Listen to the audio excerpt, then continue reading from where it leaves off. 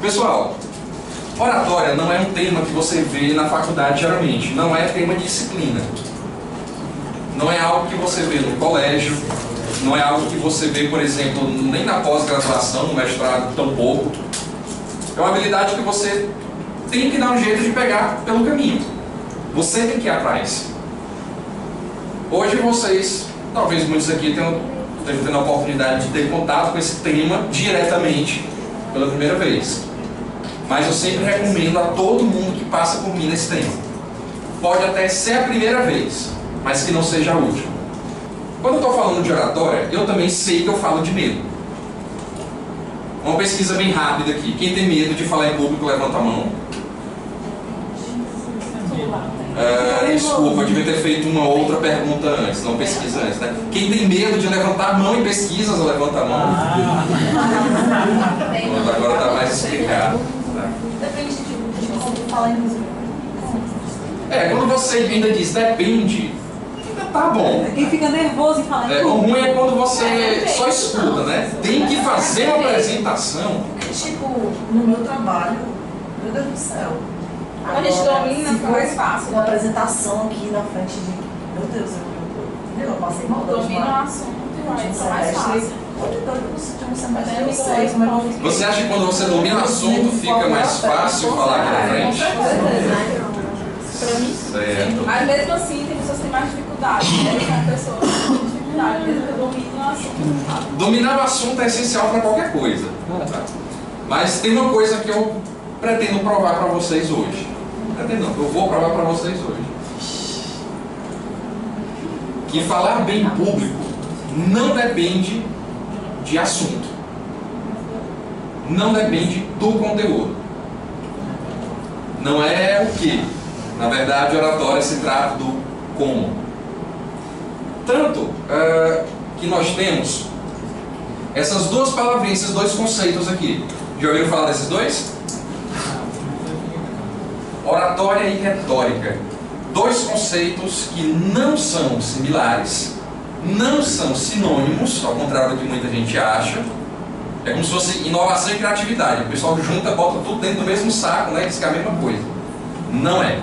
São dois conceitos totalmente diferentes, porém totalmente complementares. Quando eu estou falando de retórica, gente, eu estou falando de argumento. E o que é argumento? É o teu conteúdo. É aquilo que tu vai utilizar de conteúdo para poder passar uma mensagem para alguém. Tem gente que é péssimo em oratória, mas tem argumentos maravilhosos. Tem gente que conversa contigo, você sabe que a pessoa é péssima em falar na frente de um público, morre de medo, mas quando conversa contigo, é aquela discussão que tu sabe que nunca vai ganhar. Conhecem gente assim? É aquele pessoal que você fala uma coisa e a pessoa pega uma deixa, um gancho do que tu falou e vira o contexto contra você.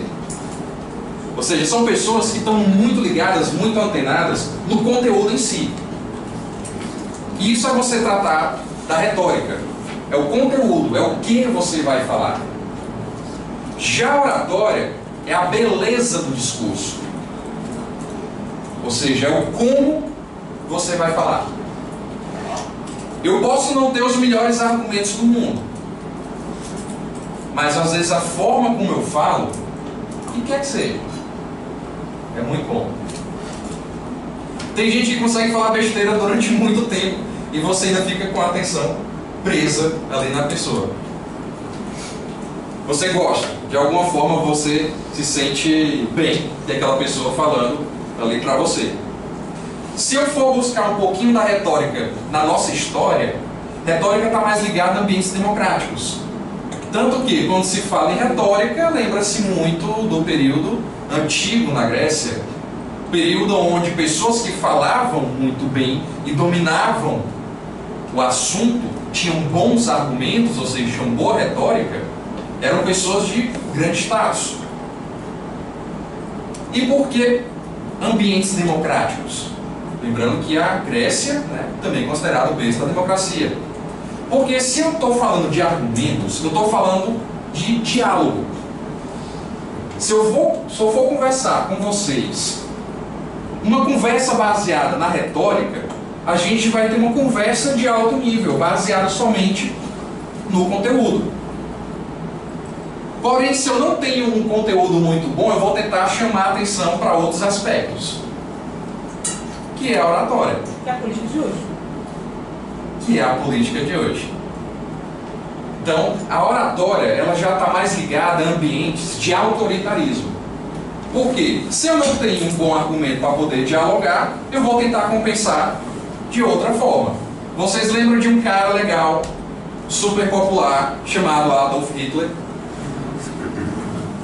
Imagina ele num debate político tentando justificar as ações dele com argumentos. Ele era um ditador. Qual é a regra do ditador? A bola é minha, quem manda no jogo sou eu. Então não tem muito o que discutir ali argumentos. Já quando você trata da retórica, você chama as pessoas para o diálogo. Bem, esses dois conceitos, gente, o ideal é que a gente conseguisse dominar os dois. Mas se já é difícil um, imagina os dois ao mesmo tempo. Você tem um excelente conteúdo, você está firme do que você vai falar e ainda transformar o teu discurso em algo agradável, em algo bonito. Isso não é fácil. Eu costumo chamar isso de arte. Uma diretora minha de teatro falava que arte é aquilo que você faz de um jeito que só você faz e ainda consegue despertar emoção nas pessoas. Eu demorei um pouco para entender isso, mas com o tempo eu consegui perceber. Você não precisa ser igual aos outros, você pode ter as suas próprias características e da sua forma conseguir despertar emoção nas pessoas. Isso é arte. Um outro nome que a gente pode dar para a junção desses dois termos aqui é a chamada eloquência, que é a tua capacidade de falar bem em público utilizando bons argumentos. Seria a junção desses dois pontos. Todo mundo que é professor de oratória vem de alguma área, vem de alguma experiência que faz com que a pessoa sinta-se à vontade para ensinar os outros a falar em público. E cada experiência dessa vai trazer técnicas diferentes. Fonoaudiólogos vão trazer técnicas, obviamente, ligadas à fonoaudiologia, que é a especialidade deles. Publicitários já vão mexer com a sua especialidade. Eu, por exemplo, como venho do mundo do teatro, trago técnicas do teatro. Eu não nunca quis pegar um curso e passar todas as técnicas possíveis e dizer, depois do meu curso, você não precisa mais de nada. Muito pelo contrário. Eu gosto de dizer, depois do meu curso, você vai procurar outros cursos. Porque você vai procurar outras técnicas complementares. Agora eu garanto que, com pouco que eu estudo, você já consegue fazer uma diferença enorme aqui na frente. Se eu já mexo com poucas técnicas, aqui eu vou mexer um pouquinho menos, já que a gente só tem uma conversa rápida aqui de uma noite. E dessas técnicas, gente, eu queria destacar uma coisa. Entonação da voz. Alguém sabe o que é entonação da voz? Tom de voz, baixo, alto, como você fala, a forma como você fala. Uma vez eu fiz essa pergunta em uma classe de curso e um aluno meu foi muito feliz em falar uma coisa que eu me apropriei. Ele fez uma metáfora que eu achei muito legal. Ele falou assim, Rodrigo, as entonações seria mais ou menos como eu passar um marca-texto nas palavras principais que eu falo. Legal, é isso mesmo. Eu falar de uma forma que eu consiga destacar na minha fala os pontos principais. Dessa forma, eu consigo transformar a minha apresentação em algo não monótono. Vocês já viram os gráficos de batimento cardíaco? Como é que é o gráfico de batimento cardíaco? Geralmente naquele, né? Geralmente, quando ele está assim, não interessa muito, principalmente para quem está, né, sendo analisado. Geralmente não quer dizer lá muita coisa boa. Geralmente, quando o gráfico da tua apresentação, da tua voz está assim, você também está matando quem está te ouvindo. O interessante é que o gráfico da nossa voz fosse igual ao gráfico de um batimento cardíaco. Se o gráfico da nossa fala tivesse esse mesmo comportamento, a gente quebraria a monotonia na maneira de falar. Eu poderia lidar com os altos e baixos na minha fala, e isso faria com que as pessoas entendessem melhor os pontos que eu considero mais importantes. Da entonação da voz, eu gosto de destacar 3 pontos. Você conseguindo dominar bem esses 3, entender bem esses 3, eu garanto que você já faz uma incrível diferença aqui na frente. O primeiro deles é a velocidade da voz. E o engraçado é que velocidade da voz não é problema. Tem gente que chega para mim e fala: Rodrigo, eu tenho um problema de falar muito rápido, eu tenho um problema de falar muito devagar. Meu amigo, esse não é o teu problema. O teu problema é outro que causa esse efeito. Um outro ponto é o volume da voz. E o terceiro ponto que completa as entonações da voz, da forma que eu abordo, são os tons da voz. Desses 3 pontos, eu gosto de dizer que 2 são fatores de causa, 1 é fator de consequência. Como assim?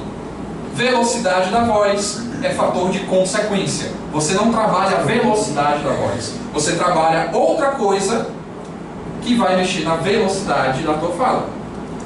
Já o volume e o tom da voz, aí sim, são 2 pontos que você realmente vai lidar com eles, para que você possa utilizar como ferramenta.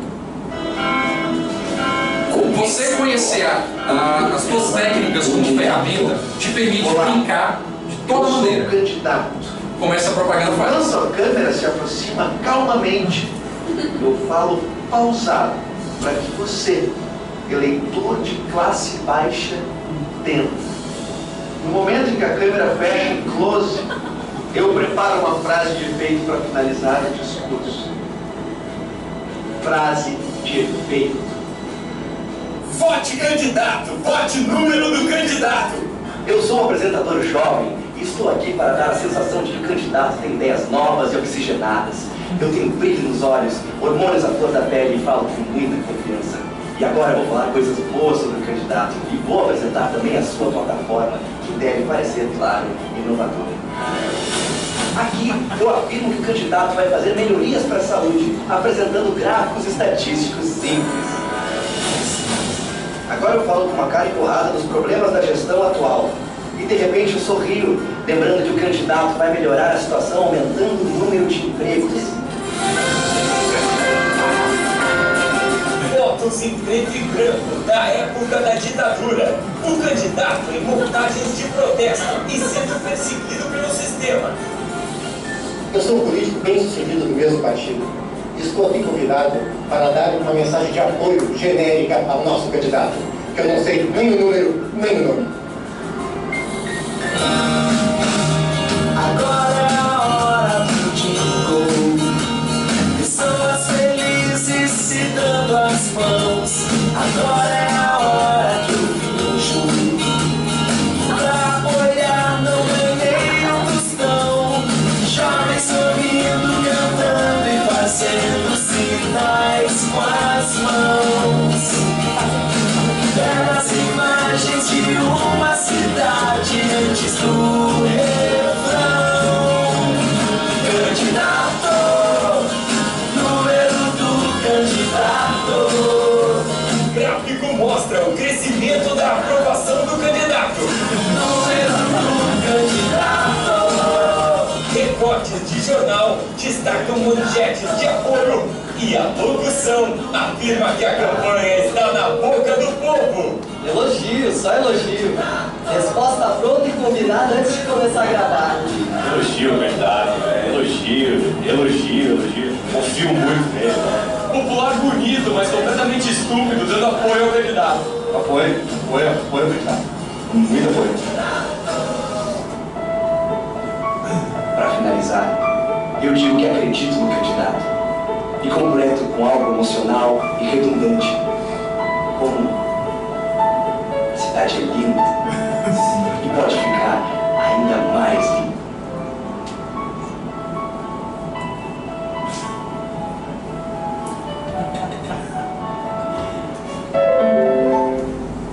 Começa agora o programa do partido com orçamento baixo. Pessoal, isso daí só pode ser feito, né? Porque vocês perceberam que existe um padrão? Mas a gente só brinca com isso daqui, né? Só foi inteligente o suficiente para brincar com isso daqui, porque percebeu esse padrão e transformou isso em ferramentas. Quando você sabe lidar com as ferramentas, gente, você começa a fazer essa mistura para ter o resultado que quer. Percebe que aquele cara, né, o cara jovem, ele brincou bem com a forma de falar? Ele estava falando sorrindo, né? Era para mostrar que o candidato tinha propostas jovens, inovadoras. Deu aquele volta de maneira aguda, mas depois começa a sorrir, que é para dar esperança. Gente, tudo isso são ferramentas. É você saber lidar com o volume da voz, com o tom da voz, você saber falar mais rápido, mais devagar, mais pausadamente, para poder lidar com as emoções das pessoas. Gente, velocidade não tem a ver simplesmente você falar rápido ou devagar. Tem a ver com a intenção e a intensidade do discurso. Você falar mais rápido ou mais devagar depende da tua intenção. E onde é que a gente mexe nisso aqui? Lá no roteiro. Quando você está planejando, é que você vai dizer, poxa, aqui eu vou falar mais rápido, não, isso aqui eu vou falar bem explicado, bem pausado, para as pessoas entenderem. Por isso que você precisa de planejamento, para poder lidar com essas ferramentas. Você já ouviu falar de uma coisa chamada dicção? É outra coisa que é boa, né? Muito bom ter. Agora pergunta o que é. Alguém tem noção do que é dicção? Acho que a falta de dicção acaba prejudicando a compreensão, né? Que você fala, né? Prejudica a compreensão. Por quê? Coerência, que fala. Ué? Coerência, dicção, você quer dizer isso? Não é bem a coerência. Na verdade, está mais com a clareza daquilo que tu fala. Certo? Gente, dicção, eu já vi vários estudos sobre dicção, várias atividades. Gente, dicção é algo muito simples de trabalhar. Porque a dicção, gente, tem a ver com a articulação da tua boca. A falta de dicção faz com que as palavras não saiam direito. Que você não entenda a palavra que é dita. Você já brincaram de trava-línguas? Pronto, o trava-línguas, na verdade, brincava com a tua dicção. Porque tu não sabia lidar com ela. Aí alguém chegava e falava, a palavra está enrolando. Lá vem aquela dica boa, né? Tu respira e solta de uma vez. Gente, se não estava saindo, tu calmo, concentrado. Imagina tu querendo soltar de uma vez. Dicção, gente, nada mais é do que você ter uma boa articulação na tua boca. E você tem isso por meio das vogais. São as vogais que dão o correto formato da tua boca. Tem gente que fala, me faça um favor. Vocês sabem quais são as vogais?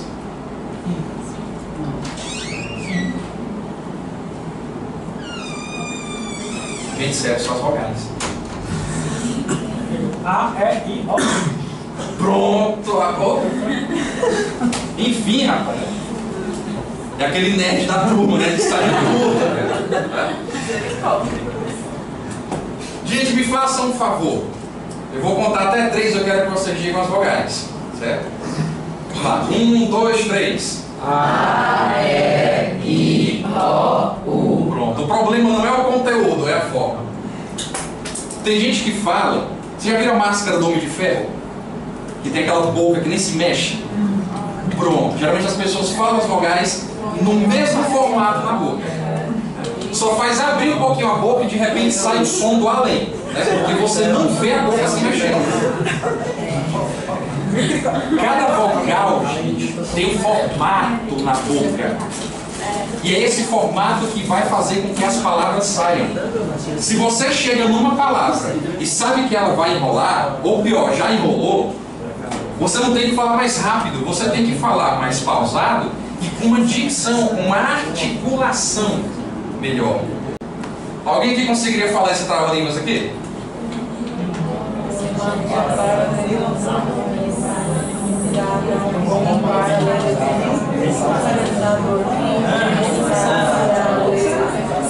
Esse eu consigo falar, não consigo falar é o dos tigres. Não, Débora, é melhor você falar. Débora, fala, Débora. Fala, Débora. Não, fala isso daí, gente. Não, já não está mais na mesma coisa aqui,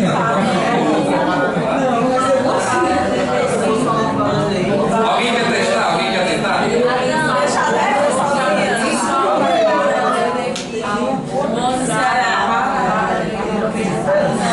Vamos lá, 1, 2, 3, parou?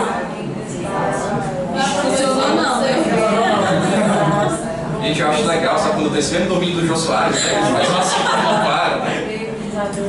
E eu consigo. Gente, alguém quer tentar de fato? Que quer ler.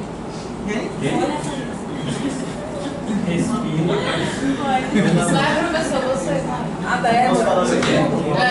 Eu não vou paralelepizar, eu vou paralelepizar. Porque nesse paralelepizado, quando esse paralelepizado será. Mas, gente, é prática.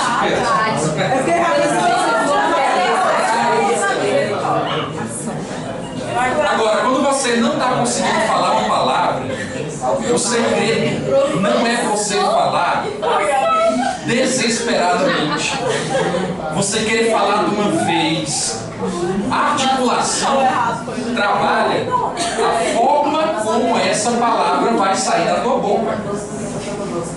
Se começa a embolar, você não vai ler mais rápido, você vai ler mais pausadamente, mais articuladamente. Então você está falando, há um bom paralelepizador. Aí parece que tu está dando uma ênfase no paralelepizador. Você vai estar trabalhando uma técnica que garante que a palavra vai sair. Quem está ouvindo acha que tu está dando uma importância a essa palavra. Mas isso, gente, você consegue o quê? Com orientação e com prática. Aqueles 3 pontos, a velocidade, tá? E o que ajuda muito na velocidade também é a dicção. Porque há momentos que você determina, essa parte eu vou falar mais rápido para que o discurso fique mais intenso. Mas aí tu não consegue porque não tem uma boa dicção. E a palavra não sai. A velocidade, o volume e os tons da voz fazem com que você consiga utilizar o teu corpo, a tua voz e a tua maneira de falar como uma ferramenta. E aí você, tendo conhecimento dessas ferramentas, você brinca exatamente como aquele comercial fez. A velocidade da tua voz vai dizer a intensidade da tua fala. O volume da tua voz, aliado aos tons da voz, vão te ajudar a dar a emoção certa à tua fala. Gente, outro conceito, outro preconceito que eu queria acabar aqui, com relação ao volume da voz. Tem gente que diz que é errado falar muito alto, é errado falar baixo. Gente, o errado é você falar alto ou falar baixo sem saber o porquê que está fazendo isso. Mas quando você consegue falar alto e baixo, vai oscilando entre essas duas formas para atender um objetivo, isso é bom. Se eu quero falar com vocês para poder empolgar vocês, gerar alguma polêmica, fazer alguma coisa para que vocês saiam daqui revoltados, ou então para fazer com que todo mundo saia motivado, vamos gente, bate palma. Gente, isso é uma intenção. Agora, falar baixo assim. Pode ser. Uma intenção.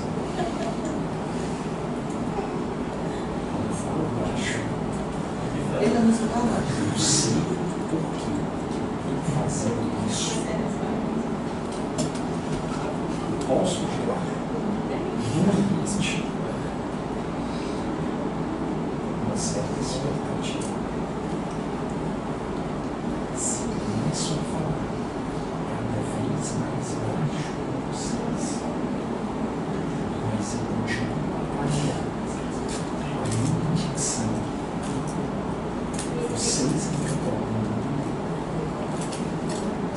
Se eu começar a falar baixo com vocês, e disser que vou dar um susto em vocês. Tem gente que sofre o coração. Esse susto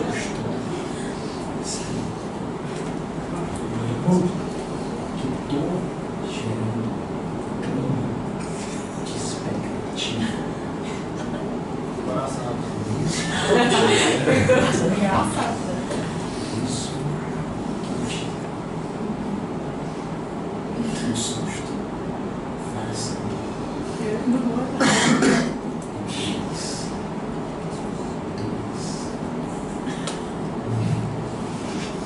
Não vou fazer isso com vocês, gente, tá? Porque realmente tem gente que já tava assim, já tava pra ter um ataque, tá? A gente já se segurando, né? Que é pra não vou levar um susto, né? Professor. Fechando o olho já, adição seletiva. Gente, tudo isso, tá? É você brincar com as suas ferramentas, mas para isso você tem que ter conhecimento dessas ferramentas. Ter conhecimento dessas ferramentas faz com que você trabalhe a tua fala naquele gráfico. Os gestos dele dizem muito também sobre a intensidade da fala. Uma recomendação que eu tenho a vocês: toda vez que vocês vierem aqui para frente, Rodrigo, eu não sei o que fazer com as minhas mãos.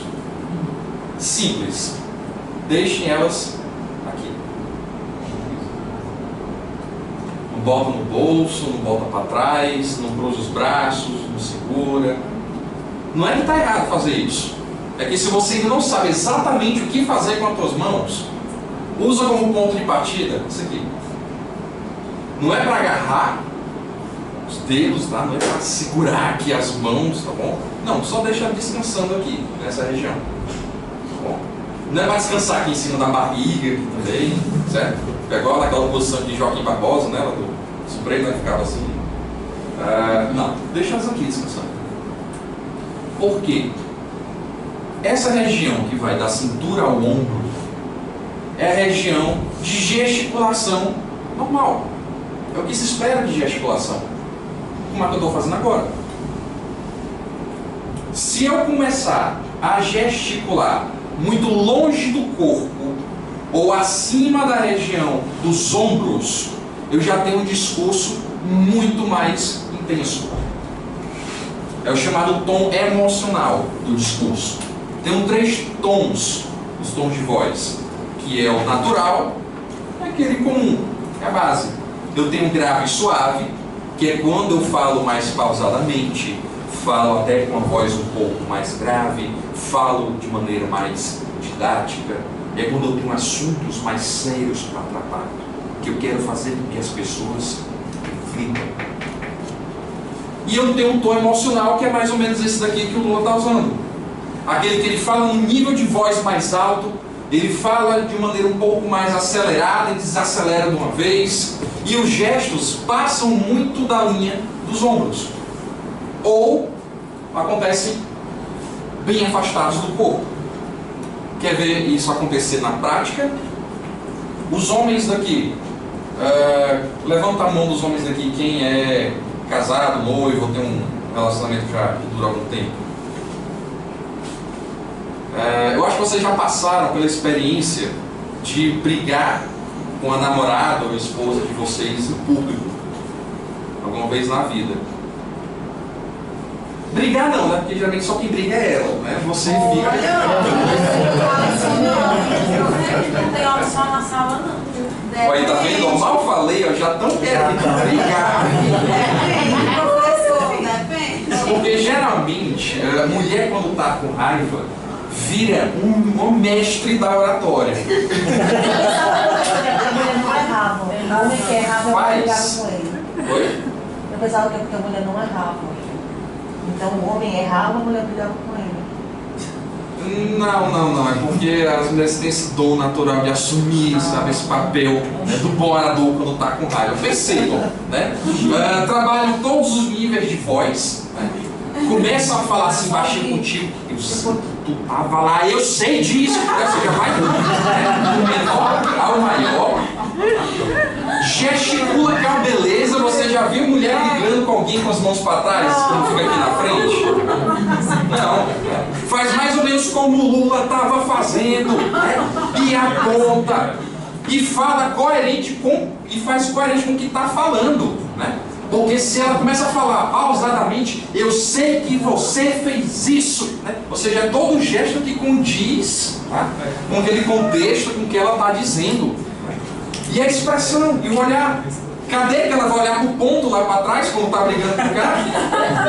Na alma. Não, o homem geralmente olha para todos os cantos, né? Se possível, para alguma rota de fuga. Né? Enquanto a mulher encara mesmo, olha no olho, né? Como você disse, né? Na alma. Tá? Porque não basta saber o que ela já sabe, ela ainda quer olhar para os teus olhos, descobrir até o teu passado. Uma forma que ela fala nada, ele ficou mais raiva. Não, ainda tem essa. Olha, lembra da interação? Né? Que não é falar com o público.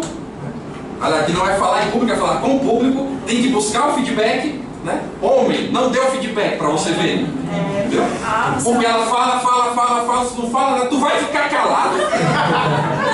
Ou seja, ela busca, né? Aquela interação, tem que ter o feedback. Tá? Então, quer estudar assim naturalmente, não mestre da oratória, Faça raiva sobre. Não. Faça raiva em público. Não, pelo amor de Deus. Faça raiva em público. De longe você já nota, né, a intensidade da fala da mulher pelos gestos que ela está fazendo acima dos ombros ou longe do corpo. É bem fácil. Tá? Isso se você não estiver escutando já, né, de onde você está. Mas perceba, gente, que são elementos que você pode usar naturalmente. O legal é que você tenha consciência desses elementos para utilizar quando você quiser. Tem que ser planejado. E esse planejamento é você estruturar a tua fala numa ordem lógica para que fique fácil de alguém entender o que você tem para falar. Que, por sinal, as mulheres também fazem isso quando estão com raiva. Elas partem, né, desde o princípio, né, tem o clímax, né, tem a finalização, tem tudo bem desenhado. Por isso que assim, se alguma vez, né, os homens daqui, coisa que eu já aprendi, mulher chegar para você e fizer uma pergunta olhando nos seus olhos, gente, ela já sabe a resposta, ela já sabe tudo o que aconteceu. Todos os detalhes. E infelizmente, você pode perguntar, Rodrigo, qual é a solução? Amigo, não tem saída. Não tem o que você diga que vai lhe tirar daquela situação. Se você negar, é pior. Se você admitir, meu amigo, não tem jeito. Vai acontecer. Entendeu? É aquela catástrofe anunciada.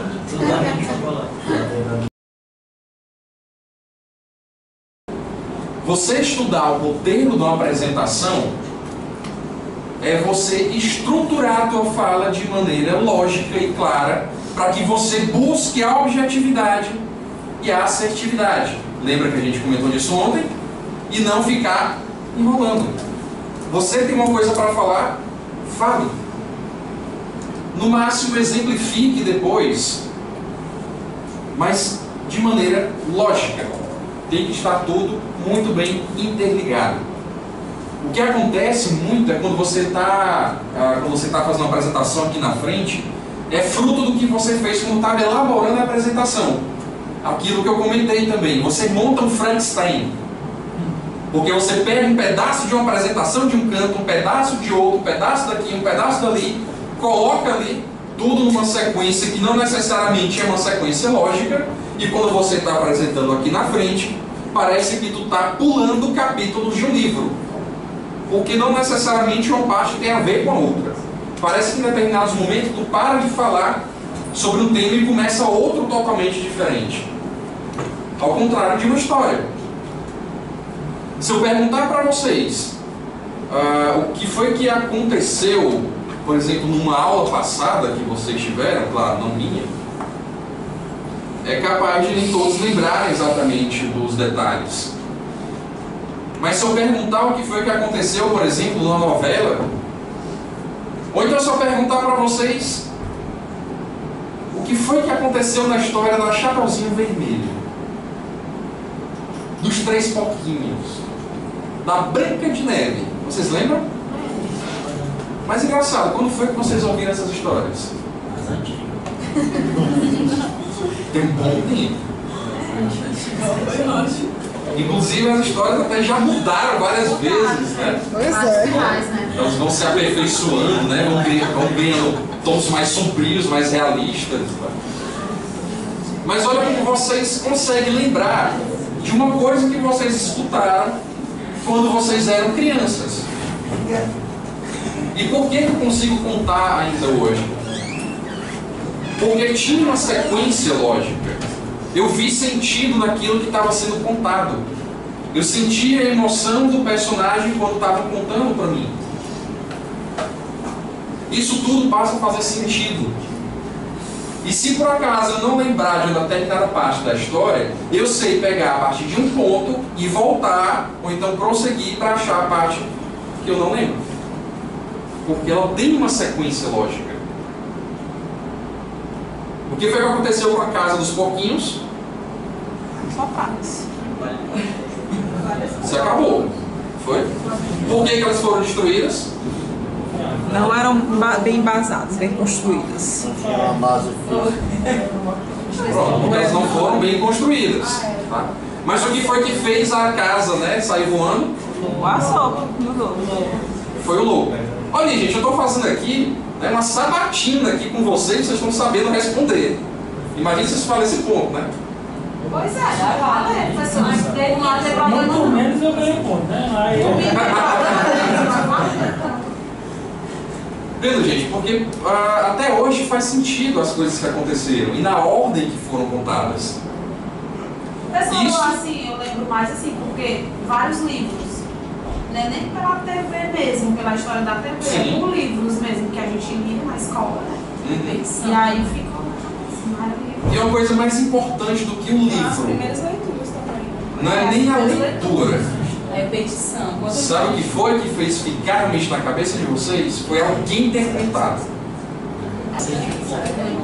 Então, muito mais do que a gente ter lido esses livros, eu tenho certeza que o que marcou a cabeça de vocês, que o que deixou marcado na mente, na lembrança, foi a forma que alguém contou. Pode ter sido um disco de vinil, né, na época, né, pode ter sido a fita cassete, pode ter sido a mãe ou o pai contando, pode ter sido a professora contando. Isso foi que de fato marcou a história na mente de vocês. Essa é a forma que hoje muitas pessoas trabalham as apresentações aqui na frente.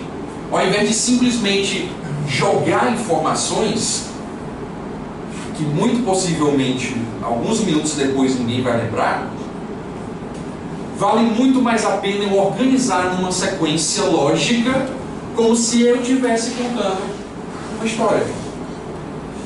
Storytelling nada mais é do que você pegar uma apresentação que poderia ser muito chata, que vocês transformaram em algo muito chato, pegar uma apresentação tradicional e contar de uma maneira mais agradável, o que faça mais sentido para quem está ouvindo. Isso é o que a gente chama de storytelling. Eu passar a me comunicar com as pessoas, mandar a minha mensagem numa estrutura em que eu via somente nas histórias. Nas histórias, nos filmes, lá nos quadrinhos, nas fábulas. Coisas que eu lembro até hoje. Não importa quanto tempo eu tive contato. Porque fizeram sentido. Eu trabalhar o storytelling, gente, significa que eu tenho que trabalhar vários elementos que estão presentes em toda a história. Toda história tem que ter um início, um meio e um fim bem definido. Você geralmente, quando vem aqui pra frente, não sabe como começar uma apresentação. Geralmente você não sabe qual o ponto máximo da apresentação. Tampouco sabe como é que encerra uma apresentação. Tem gente que pega o final da apresentação e começa a construir um blá blá blá tão grande que às vezes ele se torna maior do que a apresentação em si. Começa a se justificar, Gente, você, por exemplo, começar se justificando é um dos maiores erros que tu pode cometer. Porque tu já está quebrando a credibilidade de uma coisa que tu nem contou ainda. Você chega aqui na frente e já começa a falar: gente, eu queria pedir desculpa porque não deu tempo de eu preparar as coisas direito. Tal slide pode estar meio ruim, eu também estou meio rouco, né? Eu tive que fazer a apresentação sozinho, porque aqui tem 5 pessoas, todo mundo desapareceu, eu fiquei só, mas estou com um problema lá em casa. Gente, aí começa, né, uma série de justificativas. A gente já acabou com a tua credibilidade aqui na frente. Finalização. A gente vai finalizar agradecendo. Terminou a apresentação, eu queria agradecer à faculdade, queria agradecer ao Everett e a presença de todos vocês, porque eu sei que hoje é muito difícil, a gente está se movimentando por aí. Vocês ficaram até tarde aqui para poder me ouvir, né? Eu sei dos problemas que estão ocorrendo aí fora, né? Por sinal, esses problemas não acabam mais tudo na nossa política. E aí começa, parece que uma outra palestra. Teu início tem que gerar expectativa, tem que apresentar os elementos principais da história. O teu meio, que é o clímax, tem que apresentar a solução. E o teu final tem apenas que botar um ponto no que tu estava falando. Lembra como foi que aquele cara lá encerrou no TEDx? Ele estava falando, disse: eu vou parar de falar por aqui. Obrigado. Parou. A maioria das apresentações do TEDx, por isso que eu digo, assistam os vídeos do TEDx. Terminam assim, de maneira muito objetiva. O cara estava falando, chegou ao final do que ele queria falar, ele simplesmente: agradeço muito por estar aqui hoje. Muito obrigado, boa noite. Para. Às vezes dar um simples boa noite já gera impacto. Hoje só, pessoal. Parou. Às vezes uma frase, um bordão como esse: por hoje é só. Mas de forma objetiva. Esse é o tipo de impacto que vocês têm que buscar.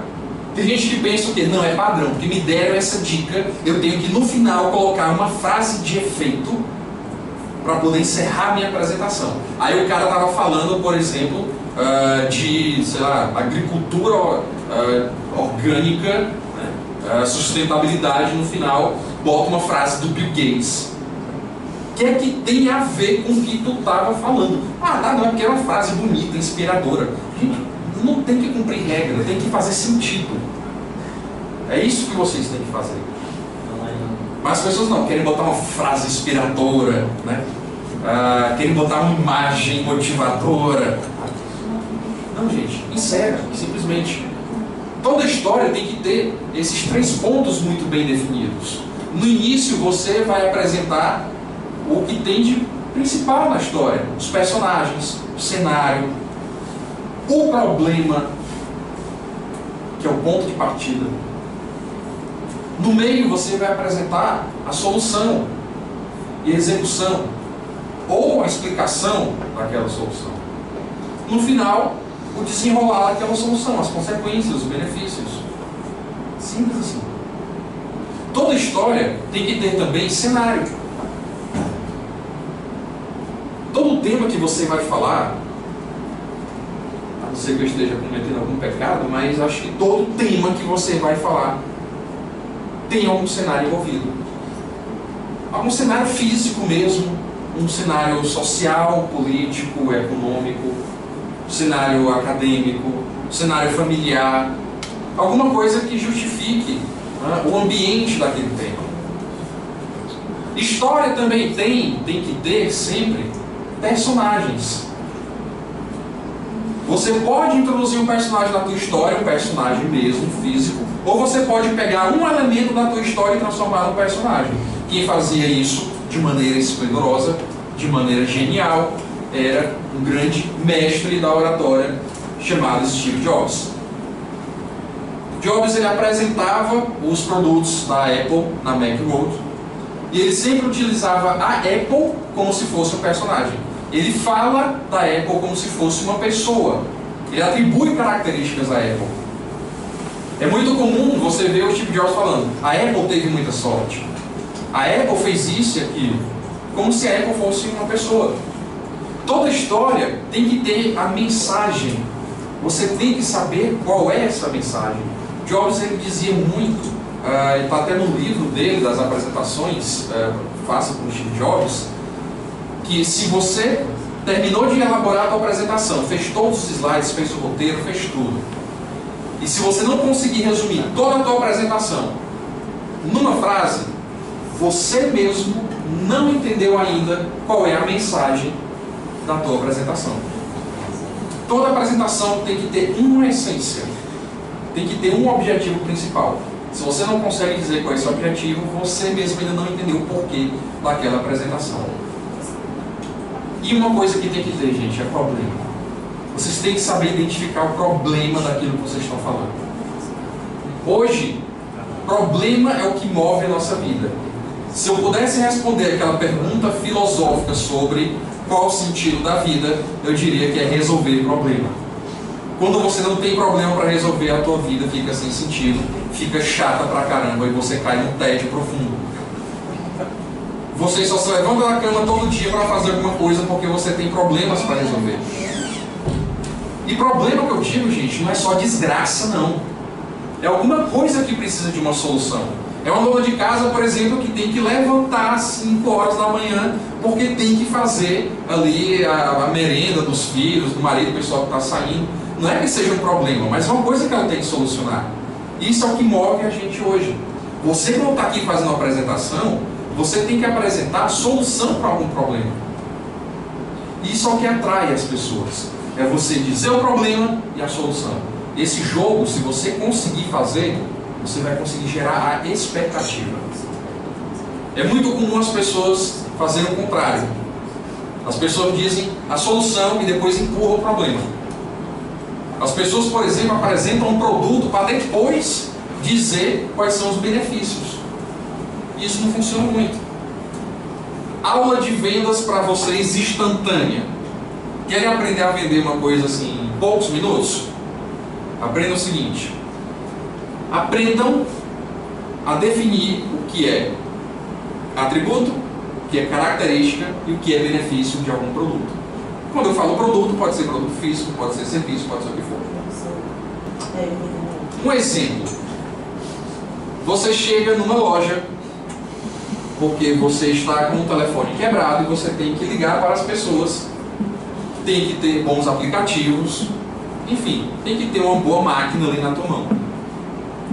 E aí tu começa a olhar na vitrine, chega o vendedor e começa a dizer: ah, esse telefone que tu está vendo aí é preto. Alguma novidade nisso? Precisa do vendedor pago com carteira assinada para dizer isso? Não. Você está falando lá e de repente o vendedor olha para você e diz: ah, esse telefone aqui tem câmera. Precisa de um vendedor para dizer isso? Não. O negócio é que às vezes a gente quer trabalhar com o óbvio e o óbvio não atrai. Isso é atributo. É tudo aquilo de um produto ou serviço que eu posso ver, não preciso de explicação. Eu já estou notando. Isso se chama atributo. Quando eu tenho algum contato com esse produto, eu passo a perceber as características dele. Por exemplo, esse celular é fino. Precisa de mim para que vocês notem isso? Não. Esse celular é leve. Vocês estão vendo isso? Não. Precisaria o quê? Vocês pegassem. Isso é uma característica, porque precisa de algum tipo de experiência ou, de fato, de explicação. Nem que você leia no manual. Precisa de algum tipo de envolvimento. Ele tem câmera, é atributo, eu estou vendo. Essa câmera tira fotos de 15 megapixels. Tu consegue enxergar isso daqui? Não. Você precisa testar. Ou pelo menos ler o manual. É a prova de queda, professor? Oi? É a prova de queda. Não. Aí você vai ter que testar também.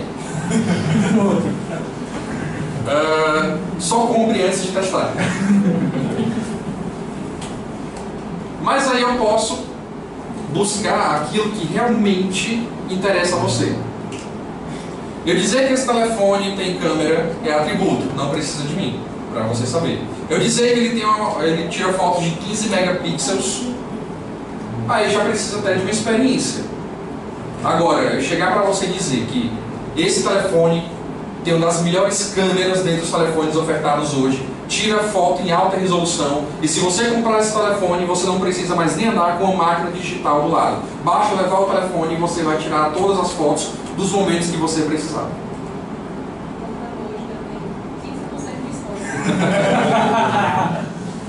Então, gente, isso daqui que eu estou apresentando é o benefício.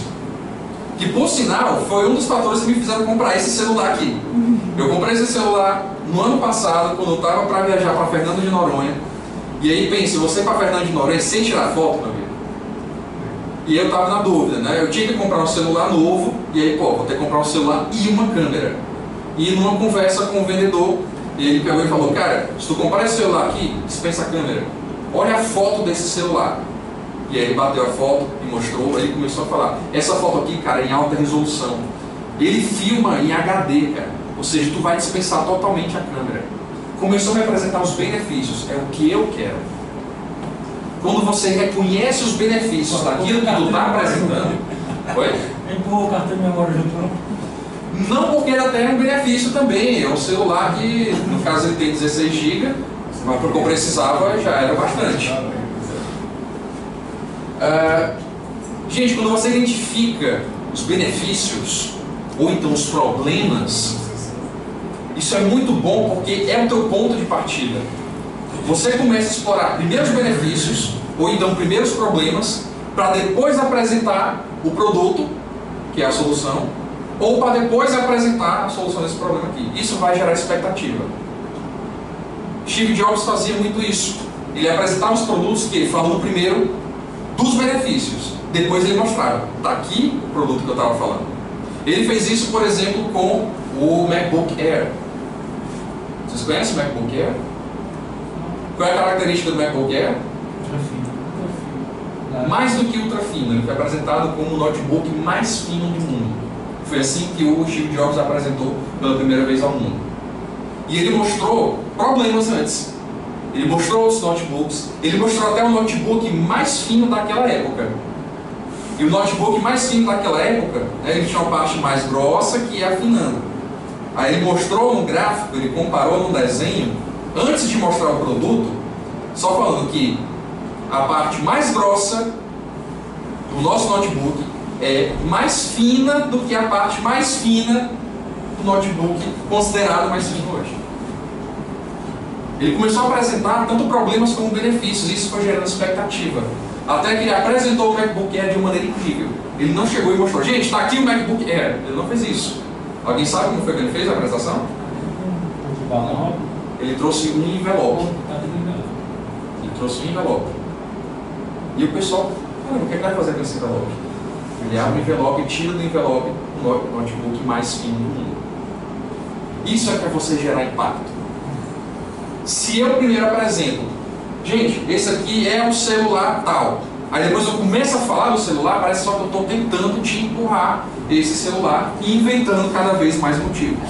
Mas se eu inverto, se eu apresento primeiro os problemas que eu vou resolver, os teus problemas que eu vou resolver, e os benefícios do celular, eu vou estar começando a gerar expectativa, porque tu vai estar se preocupando. Sério? Que é isso? Não é o que é essa oitava maravilha do mundo? E aí você apresenta: está aqui. Muitas vezes, antes de mostrar o produto, a pessoa já comprou o produto. Mentalmente já comprou, já disse: eu quero. Mas mostra logo. Porque é a expectativa que você gera. Isso é você trabalhar a estruturação de uma apresentação. É você saber exatamente o que você vai falar e em que momento vai falar, de forma que gere uma expectativa e que você prenda a atenção das pessoas. Você trabalhar simplesmente com o óbvio, gente, o óbvio não encanta. O óbvio tem que vir depois. O óbvio tem que aparecer na cabeça da pessoa e não sair de você. Você tem que despertar o óbvio na cabeça das pessoas. Você falar de alguma coisa e as pessoas começarem já a comprar a tua ideia, esse é um óbvio que acontece depois. Mas enquanto esse óbvio acontece, a pessoa já comprou a tua ideia e já te deu total credibilidade. Me permitam passar aqui rapidinho. Edson, esse ano eu pedi os 3 pontos aí da eventos aí que você disse. Certo. Atributo, característica e benefícios. Gente, olhem que como foi que o Steve Jobs apresentou pela primeira vez ao mundo o iPhone. Ele fez exatamente o que os vendedores não fazem, que é mostrar primeiro os benefícios para depois mostrar o que é aquela maravilha da qual ele está falando. Ele era um cara que tinha condições de falar sobre tecnologia de maneira profunda, que para quem estava escutando ia se tornar muito chato. Mas ele sempre optava por ser muito simples e fazer com que a mensagem dele se fixasse na tua mente. Você saía lá da Macworld para comprar todos aqueles benefícios que ele estava apresentando, que por coincidência estavam dentro de um produto. Foi assim que ele apresentou pela primeira vez ao mundo o iPhone.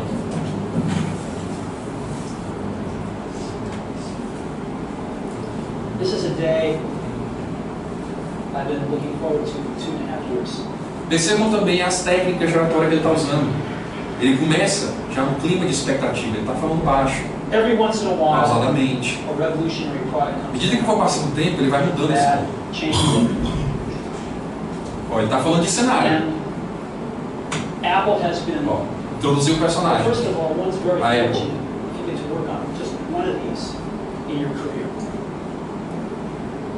Apple's been very fortunate. Como se a Apple fosse uma pessoa. Been able to introduce a few of these in the world. 1984, we introduced the Macintosh. Ele tem uma característica muito legal. Changed the whole computer industry. Toda vez que ele fala de um produto da Apple, ele atribui uma característica a esse produto. É uma forma de você perceber os benefícios. 2001. Aí ele vai falar também do iPod. And it didn't just change the way we all listen to music. It changed the entire music industry. Ele destaca a essência de cada produto dele. Today, we're introducing 3 revolutionary products in this class. Percebe como ele está criando a primeira expectativa? Até agora ele não falou que era o iPhone. Is a widescreen iPod with touch controls.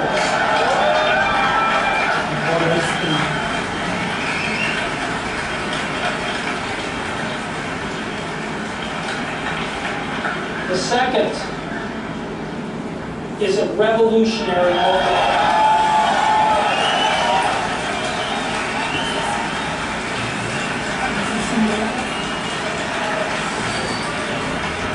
And the third is a breakthrough internet communications device. So, 3 things.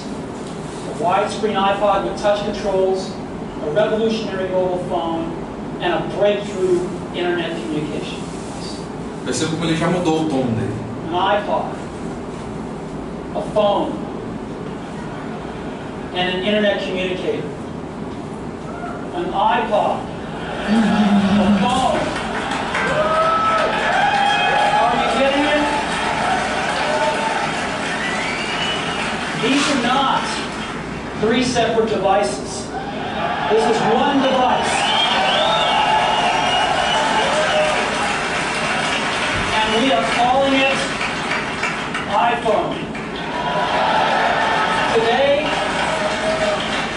Today, Apple is going to reinvent the phone.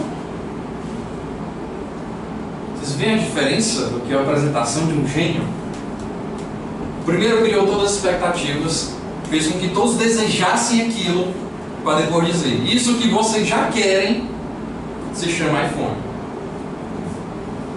Isso aqui é você fazer uma apresentação de impacto. É você causar alguma coisa em alguém. O que não pode é as pessoas entrarem para te ver falando e sair como se não tivessem te visto. Alguma coisa você tem que causar nessas pessoas. Algum tipo de emoção tem que ser despertada.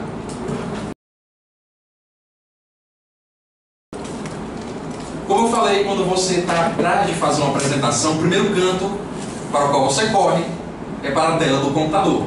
Antes mesmo de pensar no que é que você queria fazer, no impacto que você queria causar ou na história que você queria contar. Aí você corre para o computador e encontra lá o quê? Uma tela em branco. É o pior castigo que tu pode ter naquele momento. Mas também não é legal você pegar uma tela já preenchida. É bom que você construa aquela tela, aquele slide, de acordo com o teu objetivo, de acordo com a tua história, de acordo com a tua intenção. Mas para montar os slides, eu tenho aqui pelo menos uma dica para vocês. Seria uma, mas me permita dar uma segunda. Primeiro, sempre uma ideia por slide. Você não vai pagar por slide não, gente. Ele é gratuito, certo? Ele já está lá no programa. Toda vez que você colocar um slide novo, ele é gratuito. No máximo você pagou o programa e olhe lá se você pagou, tá? Pelo pacote Office, certo? Então, não se preocupe com a quantidade de slide. Ah, Rodrigo, mas se tiver muito slide, não importa. Eu posso dar uma palestra de 1 hora com 5 slides, eu posso dar uma palestra de 5 minutos com 100 slides. O que vai mudar é a intenção da minha fala, é o ritmo da minha apresentação. Agora é importante que em cada slide eu tenha uma ideia principal. Não adianta eu encher o slide de informações, porque você não vai utilizar, nem tampouco as pessoas vão perceber o que é que tem de importante aqui. Segundo, trabalhe a identidade visual do teu slide. O que é a identidade visual de um slide, de algum material, de uma empresa? O que é que vocês entendem por identidade visual? É algo que você vê e já remeta ao que você quer. É manter o padrão. Ou ao tema. Então, é um padrão visual que permite que eu encontre as características de determinada empresa, produto, apresentação, o que quer que for que ele esteja representando. Essa identidade visual, ela pode ser tida por vários elementos. É um padrão que eu construo em cima de cores, de fontes, de traços, o tipo de desenho que eu utilizo. O importante é que eu mantenha esse padrão. Então, por exemplo, se eu tenho um slide dessa maneira e eu vou para o próximo slide, ele vai ser diferente desse, mas vai manter o mesmo padrão, por exemplo, de cores. Eu tenho que eleger quais são as cores da identidade visual da minha apresentação. Se eu for para o próximo slide, ele vai ser diferente, mas ele vai manter o mesmo padrão, por exemplo, de estilo. Perceba que o estilo que eu estou utilizando é o mesmo. O estilo de traços, o estilo da caixa de texto, do tamanho da fonte. Eu não estou fazendo grandes alterações, eu estou mantendo o mesmo padrão. E outra, gente, tem um capricho. O que é capricho? É você ter zelo por alguma coisa, você se preocupar com os detalhes. Mário Sérgio Cortella, que para mim é uma grande referência como palestrante, como filósofo, para mim um dos melhores filósofos do Brasil. Recentemente uma amiga minha me mandou um vídeo dele falando disso daqui, de capricho. E ele define capricho como sendo a tua capacidade de fazer o melhor com o recurso que tem, enquanto consegue recursos melhores para fazer ainda melhor. Um exemplo que ele dá é da própria família dele. Ele conta uma história de que uma vez estava passando de um canto para outro na cidade, resolveu passar na casa da mãe, e como descendente de italiano, a mãe resolveu fazer uma comida para ele e fez um macarrão simples, só um macarrão ali no alho, azeite, macarrão puro. Botou no prato, colocou na mesa. Até aí tudo bem, qualquer um faz isso. Acontece que antes dele sentar, ela lembrou, foi na geladeira, pegou um tomate cereja, pequenininho, cortou em 4 pedaços, colocou no centro do prato. Isso é o quê? Capricho. É manter o zelo, é pegar um detalhe para gerar encantamento. É quando você, por exemplo, está passando pela sua casa, pela sala, pelo corredor, olha e vê um quadro um pouquinho torto, aí tu vai lá e mexe um pouquinho. Capricho. É quando tu está se vestindo e tenta perceber se tem algum detalhe que está amassado, alguma coisa que está mal feita, algo que não foi arrumado. Isso é capricho. É quando tu está fazendo o teu slide e tu se preocupa para ver se não tem muito texto, se a imagem está centralizada, se não está pegando muito na borda, se está fácil para alguém simplesmente olhar e entender. Isso é capricho. É você fazer o melhor que pode com os recursos que tem, enquanto encontra recursos melhores para fazer ainda melhor. Mantenham o zelo. Como dicas finais, tenha sempre um checklist. É como eu falei do show. Mesmo todo mundo já sabendo o que vai acontecer no show, antes de começar o show, tem aquelas pessoas responsáveis simplesmente por checar se está tudo ok, se está tudo funcionando, e checa mais de uma vez. Porque a responsabilidade é de quem está emitindo a mensagem. Então chequem tudo. Ah, Rodrigo, pode dar problema no computador? Leve 2. Pode dar problema no projetor? Cheque antes e teste. Tudo é responsabilidade tua no momento de evitar os ruídos. Outra coisa, dúvidas na plateia. Primeiro, como eu já falei, tudo é responsabilidade de vocês, inclusive a organização antes. Uma coisa que eu sempre tive como certeza é que quando a pessoa está aqui na frente, a autoridade máxima naquele momento é ela. O presidente da República, por exemplo, ele é a maior autoridade das Forças Armadas. Mas quando o avião está voando, o presidente da República não decide nada. Quem decide é o comandante. Se o presidente disser, eu quero que desça aqui, o comandante vai dizer, não, quem está mandando aqui sou eu. Eu vou descer aonde foi traçado o nosso destino. Então, é o momento. É o que a gente chamaria de liderança momentânea, certo? Situacional. Liderança situacional. E você, quando está aqui na frente, você assume esse papel, inclusive de organizar como vai ocorrer o show. Então, você que determina como isso daqui vai acontecer. Agora, você tem que ter peito para isso. Você tem que chegar aqui e dizer, gente, a minha apresentação, quem tiver alguma dúvida, por favor, faça assim, assim, sabe? Então, se você quer saber como lidar com dúvidas na plateia, primeiro, se você tiver tempo, segurança e conhecimento, você pode até permitir que as pessoas perguntem durante a tua apresentação, contanto que você tenha tempo, segurança e conhecimento.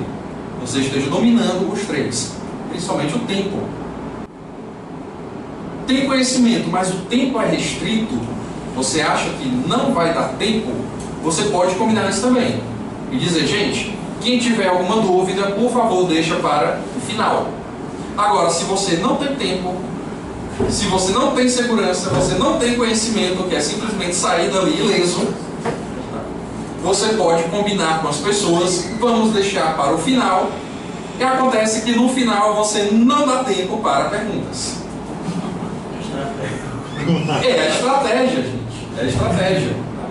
E aí lá no final, quando alguém quiser perguntar alguma coisa, você dá aquela velha deixa, de que, gente, a gente está com o tempo estourado, tá?